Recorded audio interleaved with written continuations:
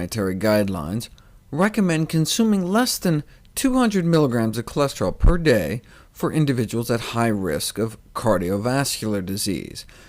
Given that it's the #1 cause of death in America, that's a pretty sizable chunk of the population.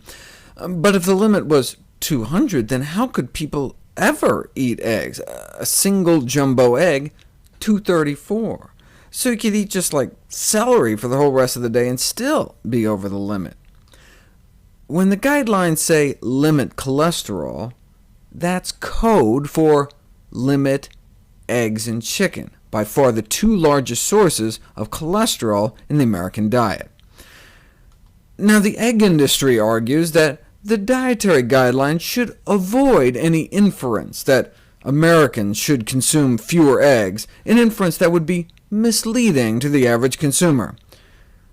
Seems to me limit cholesterol is what's misleading. Consume fewer eggs would actually be pretty straightforward. Instead of reduce intake of sugar-sweetened beverages, 2 cans of Coke instead of 3? How about avoid sugar-sweetened beverages? These are, after all, supposed to be dietary guidelines. In the minds of food corporations, though, there's no such thing as a bad food, just bad dietary patterns. We have to get off this good food, bad food dichotomy. This coming from the Salt Institute, which represents pure salt.